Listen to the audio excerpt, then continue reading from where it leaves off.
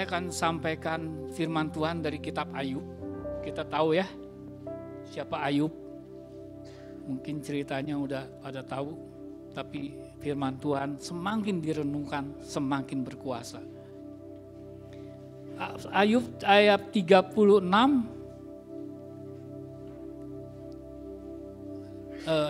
temanya di sini adalah di ayat 36 ini, tema pasal ini adalah tujuan sengsara ialah pertobatan. Ya kalau kita ngomong soal sengsara, ya itu bicara pencobaan, itu bicara persoalan. Tetapi ingat, rancangan dia rancangan damai, bukan kecelakaan. Yang nama rancangan itu tadi percobaan. Percobaan itu jangan lihat kata percobaannya, tapi lihat ujungnya, yaitu apa katanya? Ya, adalah pertobatan. Kita belajar di Ayub. Ayub itu dahsyat luar biasa. Kita mah nggak ada apa-apanya. Kita nggak ada apa-apanya sama dia.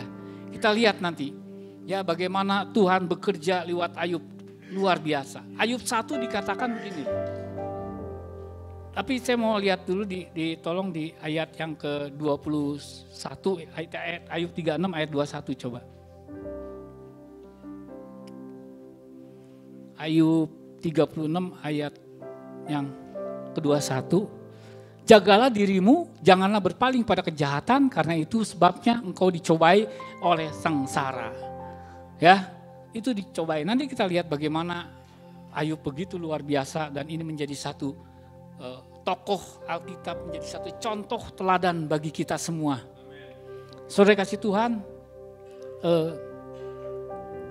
hari Ayub Sabtu coba tadi Ayub siapakah Ayub? Kita akan lihat siapa Ayub sebenarnya sih. Dia adalah seorang laki-laki di tanah Uz bernama Ayub. Orang itu saleh, jujur, takut akan Allah, menjauhi kejahatan. Hampir sempurna ini orang. Ya enggak? Tapi kok Tuhan uji dia? Begitu luar biasa. Tahu enggak, ujian dia itu enggak main-main. Anaknya dibikin mati dalam 1 hari. Kekayaannya dalam 1 hari habis. Kalian udah dengar atau kita mau lihat ayatnya lagi? Kalau mau, udah dengar semua ya? Percaya. Jadi enggak banyak lihat ayat, nanti lama waktunya. Percaya ya, dalam 1 hari. Itu yang mencobai iblis. Iblis jalan-jalan datang sama Tuhan. Tuhan tanya, lagi ngapain nih? Hei engkau. Lagi keliling-keliling katanya, istilahnya begitu. Ini ngomong sehari-harinya. Itu kata Tuhan, kau lihat Ayub? Oh lihat. Bagaimana dia orang yang saleh? Ya terang aja engkau kasih dia kekayaan. Ya gak? Coba dong ambil kekayaannya. Pasti dia menyumpahi engkau. Lihat gak? Ini terjadi loh. Peperangan kita bukan melawan darah daging, betul? Tapi penguasa kegelapan di udara. Hari ini engkau juga sama. Iblis gak akan pernah diam menghancurkan engkau. Dia akan menarik banyak jiwa untuk dia. Betul? Artinya sama. Gini loh. Ketika engkau hari ini, ketika engkau bisa terima Yesus, itu kebahagiaan yang paling luar biasa. Emas, perak, permata tidak ada arti. Betul? Semuanya tidak dibawa. Bahkan di surga tuh emas diinjek-injek. Betul? Jabatanmu apapun tidak kebawa. Tapi Yesus adalah hidup kekal. Bahkan dia bilang loh, anugerah terbesar ketika kita terima Yesus. Nah, tahu gak saudara? Ketika engkau terima Yesus, engkau mulai diuji. Karena engkau akan dijadikan bangsa yang besar. Imamat yang rajani. Seperti bangsa Israel itu adalah kita, gambaran kita. Ketika bangsa dari Abraham mulai mau dibentuk satu bangsa yang kudus, itu mulai ketika dia menjadi satu bangsa beranak, udah kira-kira ratusan ribu atau satu bangsa, mulai dia diuji. Karena belum ada yang kenal, dunia belum kenal nih bangsa ini, nangkep gak? Makanya dia mulai bikin tanda-tanda yang aneh-aneh di Mesir, betul? Supaya seluruh bumi mengenal, oh ini Allahnya Israel. Lihat, bisa jadi darah air. Betul, belalang pelahap tanah Goshen, di tempat ini ada penyakit, di tanah Goshen gak ada. Itu kan bisa lihat perbedaan. Waktu saya ke Israel, itu ada perbedaan yang luar biasa loh. Begitu masuk mulai dari kita berhenti di Yordan ya. Itu beda, begitu masuk tanah perjanjian Israel, itu penuh dengan susu madunya. Padahal sama-sama gurun sama, tapi begitu masuk tanah Israel itu susu madu, buah-buah berlimpah-limpah. Amin. Ya, itu memang janji Tuhan, tanah perjanjian, tanah Kanaan. Itu pun adalah gambaran saudara dan saya. Betul? Nah, saya lagi jelasin begini. Ketika engkau terima Yesus, engkau mulai dirancang sama dia. Seperti bangsa Israel mulai dirancang, dibawa, dibentuk di satu di padang gurun. Ada satu pertanyaan waktu itu ada anak murid, kenapa di padang gurun? Ya, kalau kenapa di padang gurun? Kalau dia dibentuk kayak di Mesir, dia nggak akan bertobat. Betul? Orang di padang gurun nanti mau balik lagi ke Mesir gara-gara barang bawang prei, gara-gara dagingan. Makanya Tuhan izinin di padang gurun. Itu jarak Mesir, sebenarnya jaraknya sedikit, cuman melalui diputer. Karena dia mau dijadiin bangsa yang kudus. Dia akan diajarin cara adat istiadat bangsa kudus dan para ibadah bangsa yang kudus. Betul nggak? Dia belum tahu bangsa, dia belum tahu ibadahnya. Karena dia masih di Mesir, dia jadi budak. Nangkep. Ketika di padang gurun dia mulai dibentuk. Bagaimana Taurat turun, bagaimana cara ibadah, bagaimana membentuk bait Allah. Lihat nggak? Di situ karena mau dijadiin bangsa dan itu akan dikenal di seluruh bumi. Dengan keajaiban-keajaibannya. Oh ini Allahnya bangsa Israel. Bagaimana memperkenalkannya? Bagaimana Allah cara perkenalan? Dibikin dihajar dulu. Dibikin sesuatu yang aneh. Penderitaan seolah-olah. Tetapi dia ingin mengadakan mujizat di situ. Lewat penderitaanmu dia mengadakan mujizat. Nangkep gak? Kalau enggak bagaimana cara kenalinnya? Kalau engkau tiba-tiba datang gitu ya. Emas perak berlimpah-limpah. Enggak bisa. Harus cara mujizat. Ya sebelalang pelahap dan akhirnya terakhir yang itu anak yang sulung ya dikorbanin. Oke itu. Nah begitu juga Ayub. Tadi kita udah baca Ayub itu orang yang saleh. Tapi Tuhan tahu bagaimana Ayub ini akan dirancang sesuatu yang luar biasa tadi. Bagaimana caranya? Makanya dia diizinin terjadi dalam hidupnya. Dihabisin. Tapi kalau kita lihat ceritanya itu begini loh. Kalau lihat dari ini saya lihat gini loh. Tuhan ini bukan soal dosa, bukan soal jinah, bukan soal kudus. Ini soal proses, respon. Betul nggak? Semua orang udah jatuh dalam dosa.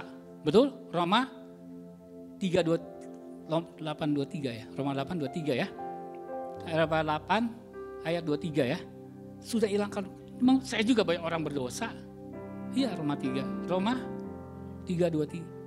Iya semua manusia sudah jatuh dalam dosa. Ya. Jadi ini Tuhan bukan dosa, bukan kudus, bukan ini. Ini soal responmu bagaimana. Ya. Karena Tuhan sedang merancang kita semua di tempat ini. Yang dia bilang di Yeremia 29. Rancanganku adalah rancangan damai sejahtera bukan kecelakaan. Yang penuh harapan. Kalau hari ini engkau merasa ini rancangan kau celaka, bukan. Bukan, kau jangan lihat dengan mata. Iman itu hidup, iman itu percaya bukan, iman itu karena percaya bukan karena melihat. Ada kan firmannya? Betul? Artinya bukan karena melihat apa? Bukan karena apa yang kau lihat, persoalan, pergumulan, keuanganmu, pekerjaanmu. Tidak. Tapi percaya. Di situ justru mujizat terjadi. Ketika engkau tetap percaya, berpegang teguh. Nah, saudaraku dikasih Tuhan. Yang saya katakan bahwa bagaimana Ayub yang saleh, yang jujur, tapi bahkan dia orang terkaya jauhi kejahatan dalam satu hari hilang semua. Bahkan terakhir apa? Bagaimana engkau udah masih lihat Ayub kata si Tuhan kepada iblis masih. Coba sekarang bikin dia sakit penyakit. Keterlaluan gak tuh iblis? Hartanya udah habis, anaknya udah habis, sekarang coba tubuhnya dong sentuh. Sampai Ayub itu tubuhnya sampai dibikin bisul-bisul, gatel, ngegaruk aja pakai belingnya kalau nggak salah. Pernah nggak kita penyakit begitu? Enggak kan? Bayangin kayak apa rasanya. Tetapi di situ kelihatan sebagai manusia Ayub juga protes. Ayub juga merasa merasa dia itu benar-benar kok Tuhan begini. Saudara, itu pasti. Saya emang gak ada apa-apanya sama Ayub, tapi saya juga ngalamin. Ya, cuman gak ada apa-apanya dibanding Ayub ya. Ayub itu sempat dia bilang gini, kenapa Tuhan gak ambil kamu dari kandungan? Saking dia stres. Maksudnya ambil aja dia dari kandungan, dicabut, mungkin lebih enak hidupnya. Tetapi itulah proses Ayub. Dan dia udah nih ya. Tahu gak dia? Dia dijauhi sama sahabat-sahabatnya. Sama istrinya suruh nyumpahin Tuhan sampai istrinya itu marah Ayub sama istrinya. Iya gak? Sama sahabatnya bahkan saudaranya pada jauhin. Itu. Ya, di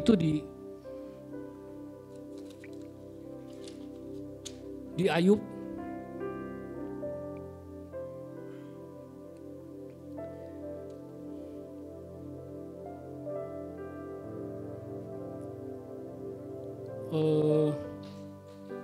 coba di Ayub nomor ayatnya yang ke pasalnya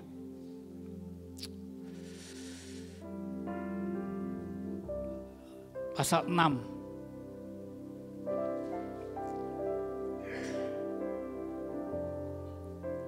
Pasal 6 Ayub.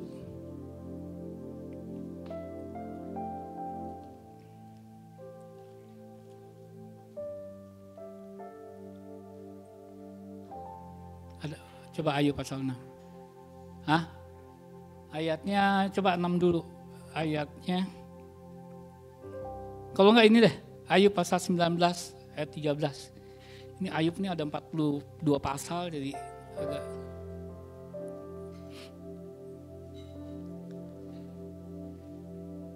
Tuh, saudara-saudaraku dijauhkan daripadaku dan kenalan-kenalanku tidak lagi mengenal aku.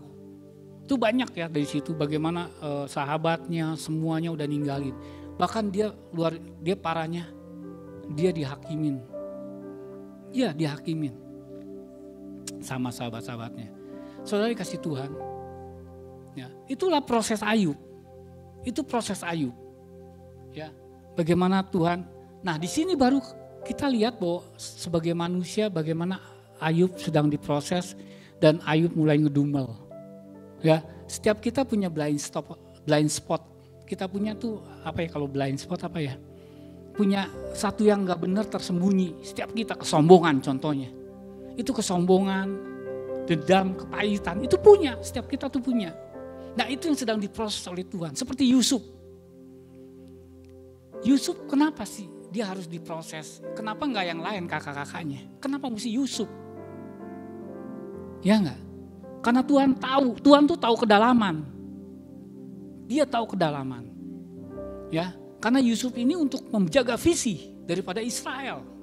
Visi Tuhan. Jadi bangsa besar dan pada saat itu belum jadi satu bangsa. Ya, baru satu keluarga.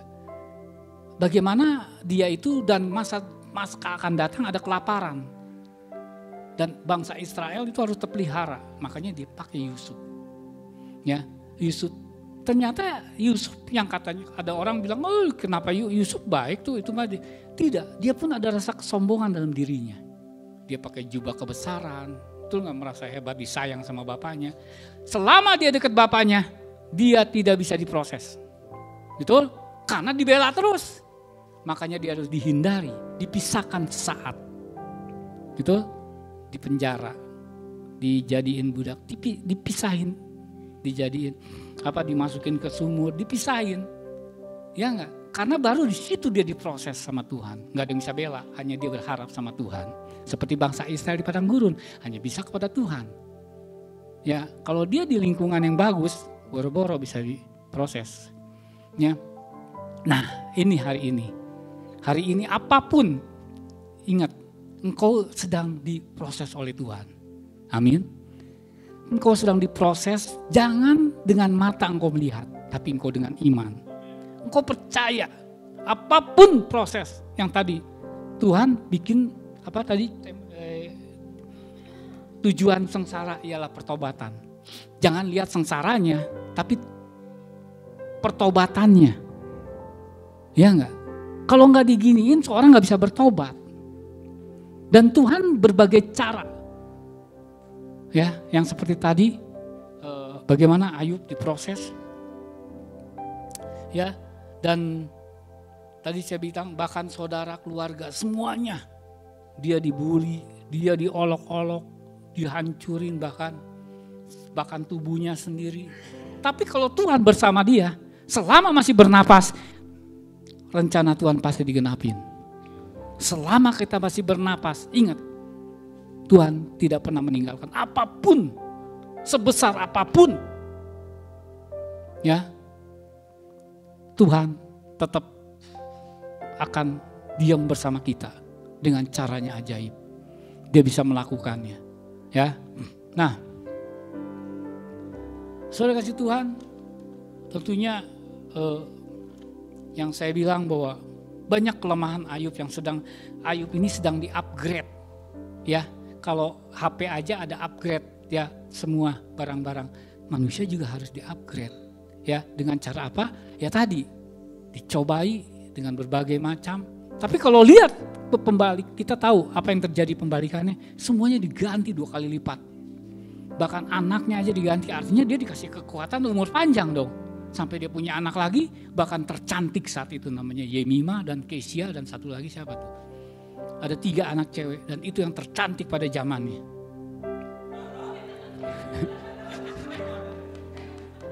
Iya. Ditulis itu kan yang paling cantik. Dan bahkan diganti kekayaannya 2 kali lipat. Ya. Nah, ya dengan cepat aja nanti akan dilanjut sama saya. Ada beberapa hal yang kita harus pelajari dari Ayub. Ya. Saya nggak usah. Nanti bagian dia aja. Nanti saya stres. Oke, jadi kenapa kita diproses ya? Karena begini. Ada ayatnya, tolong di Wahyu 3 ayat 19 ya, bahwa setiap kita itu diproses. Ini ayat yang menunjang juga di Wahyu 3 ayat 19. Barang siapa ku kasih, ia ku tegur, ku ajar, sebab itu relakan hatimu bertobat. Hari ini relain, jangan itu jadi beban. Relakan bertobat. Ya, tuh. Barang siapa, engkau kita kan semua mau dikasih dong sama Tuhan. Artinya kita ditegur, kita diajar. Ya.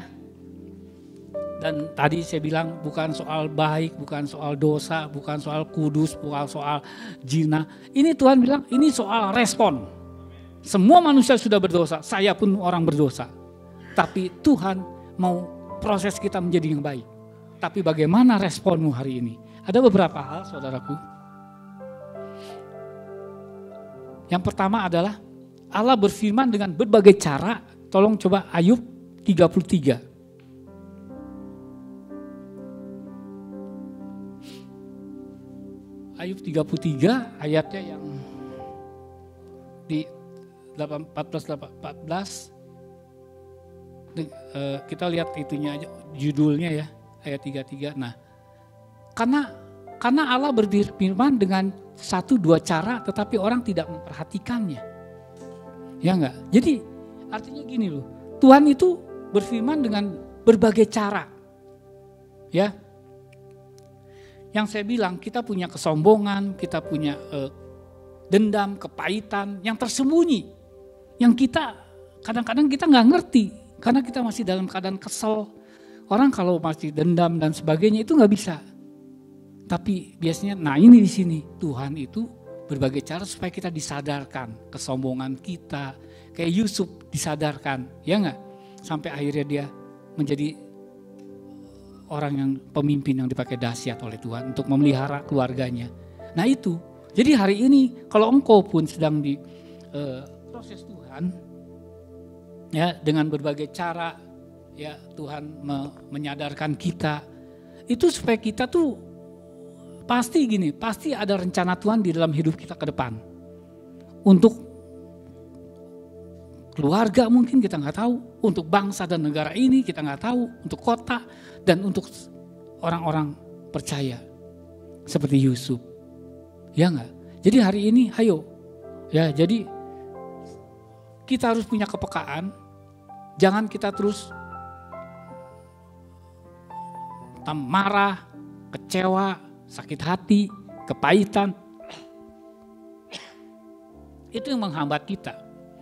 Ya, berbagai cara juga begini. Ketika engkau diletakkan lewat pemimpinmu, lewat keluarga, lewat siapapun, seolah-olah, kok aku begini ya? Aku kok dijadiin budak?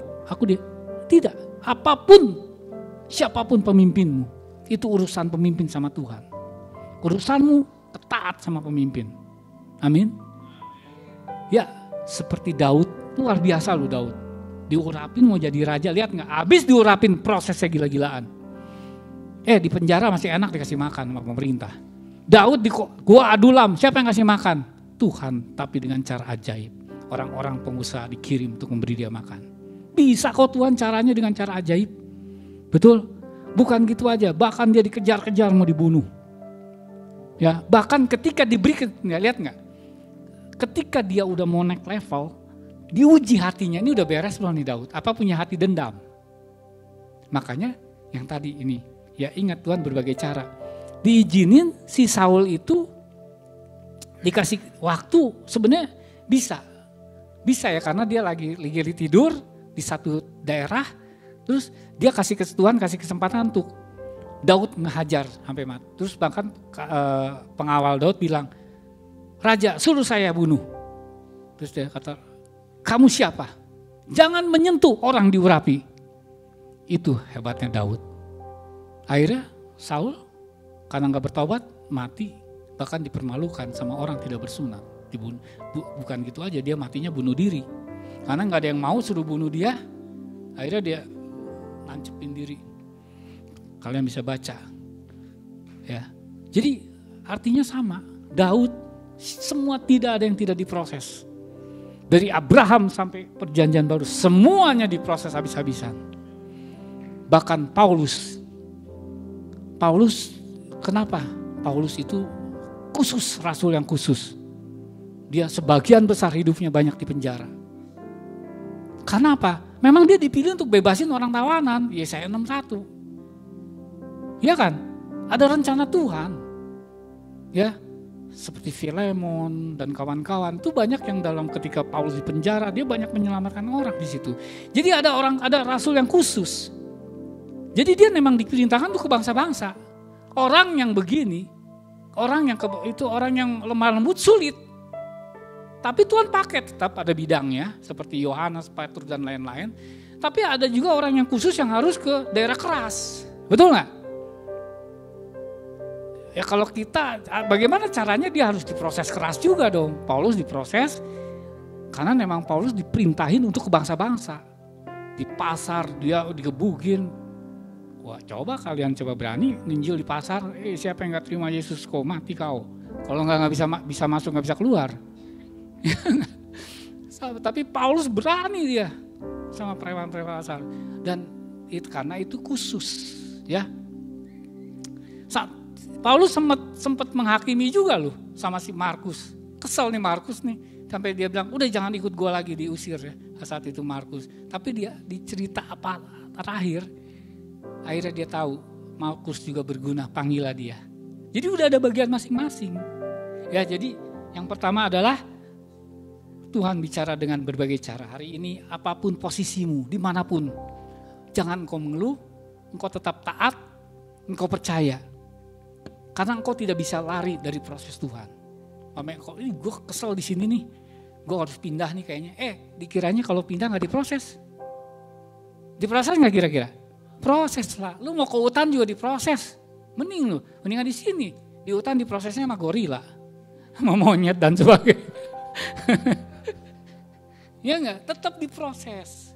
Oke, yang kedua, kata jangan kita menghakimi. Coba tolong Ayub ke 42. Ayub 42, ini banyak sih teman-teman yang menghakimi. Tapi apa yang terjadi ketika kita menghakimi? 7 dan 9. 7 dulu. Setelah Tuhan mengucapkan firman kepada Ayub, maka firman Tuhan kepada Elifaz dan teman-teman. Murkaku menyala terhadap engkau dan terhadap kedua sahabatmu, karena kau tidak berkata benar tentang aku seperti hambaku Ayub. Terus, oleh sebab itu ambillah 7 ekor lembu, 7 ekor domba jantan, dan pergilah kepada hambaku Ayub, lalu persembahkan semuanya sebagai korban bakaran untuk dirimu, dan baiklah hambaku Ayub meminta doa untuk kamu, karena hanya permintaannya yang akan kuterima, supaya aku tidak melakukan aniaya terhadap kamu, sebab kamu tidak berkata benar. Nangkep gak? Waktu Ayub dalam masalah, dihakimin. Lu tuh dosa lu besar tau Ayub.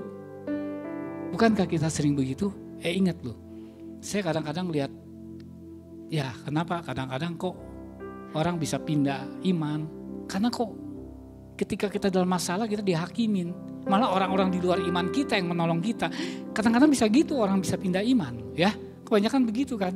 Kok orang yang di seberang malah deketin. Iya. Ya tapi makanya disinilah kita harus kuat. Ya, nah jangan takut. Tuhan akan bela. Lihat gak Ayub? Kalau kita lihat di pasal-pasalnya, kalian baca memang ini banyak pasalnya. Dan bagaimana dia dihina, dicaci, dibilang berdosa besar. Memang kalau pikir-pikir pakai otak bener kok lu bisa ya anak-anak lu mati dalam 1 hari, kekayaan lu hilang. Pasti orang kok kena kutuk nih orang. Betul gak? Orang pasti mikirnya begitu dong, sahabatnya, saudaranya ini kena kutuk nih. Ya, tetapi itu aja Tuhan marah loh. Hari ini jangan. Kalau kita melihat hamba-hamba Tuhan, siapapun yang sedang Tuhan proses, jangan kita menghakimi. Betul?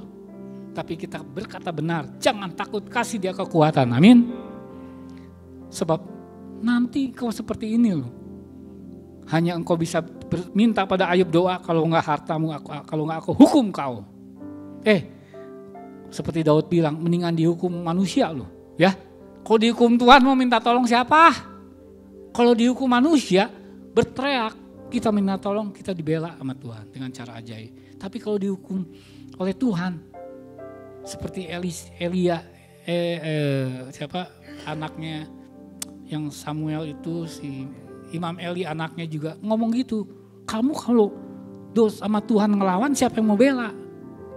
Sampai dinasihatin seperti itu. Sama kita juga. Ya. Jadi yang kedua itu, jangan kita menghakimi. Ya seperti 3 sahabat. Seperti sahabat-sahabatnya lah. Ayub ya memfitnah, menghakimi. Sampai bilang, kamu tidak berkata benar kepada Ayub. Ini adalah satu teguran buat kita hari ini juga. Ya, supaya kita jangan berbalik tulah itu kepada kita. Amin. Yang terakhir adalah lepaskan pengampunan. Jadi ada bagian masing-masing. Ayub juga ada bagiannya, yaitu Ayub harus melepaskan pengampunan terhadap teman-teman. Itu pasti ya. Yusuf juga. Yusuf sempat loh dia nangis waktu dia ketemu kakaknya nih. Dia nangis pasti gitu. Dia nggak bisa dan kayak kesel lah ya. Biar gimana pun, tapi dia sampai masuk ke dalam satu ruangan, dia nangis, minta kekuatan Tuhan. Ya, dari situ ketika dia mulai sadar, dia bilang, udahlah, jangan kamu takut sama aku, bilang karena memang aku Tuhan caranya begini untuk kirim aku ke Mesir dengan cara lewat kamu semua. Jangan lihat persoalannya, tapi lihat hari ini apa yang Tuhan lakukan gitu. Ya sama. Jadi kita juga hari ini mari, ya di sini dikatakan tentang melepaskan pengampunan. Ayub 42 ayat 10, ya. Coba ayat 10 dibilang apa? Lalu Tuhan memulihkan keadaan Ayub setelah ia meminta doa untuk sahabat-sahabatnya. Setelah ia meminta doa sahabatnya, dan Tuhan memberikan kepadanya Ayub 2 kali lipat segala kepunyaan yang hilang. Ya, dia hilangan 1 triliun, Tuhan kasih jadi 2 triliun. Ya, kalau kita baca semuanya, dibalikin keadaannya. Saudara mau percaya apa enggak? Hari ini, hayo, percayalah. Ya, hari ini, jangan gini loh, padahal udah tinggal mungkin tinggal 1-2 hari engkau dapat mujizat, engkau udah telah terlena, engkau udah kesel, pahit hati, sayang akhirnya, betul gak? Siapa tahu tinggal sedikit lagi engkau akan melihat mujizat terjadi, betul? Pembalikan keadaan terjadi. Ya, biarlah itu hari ini menjadi kekuatan buat kita semua. Kita belajar dari kisah Ayub yang begitu habis-habisan. Siapa sih kita? Apa sih persoalanmu hari ini? Apa seperti Ayub? Enggak kan? Bayangin kalau Ayub dibela sama Tuhan, pasti kamu lebih lagi. Amin. Percaya, jangan takut, tetap kuatkan teguhkan hatimu. Tuhan, engkau akan melihat. Akhirnya seperti Ayub ngomong, dan engkau pun akan ngomong seperti Ayub. Oh, aku tahu sekarang siapa engkau Tuhan Yesus. Bukan kata orang, tapi aku mengalami secara pribadi. Amin. Oke, demikian firman Tuhan.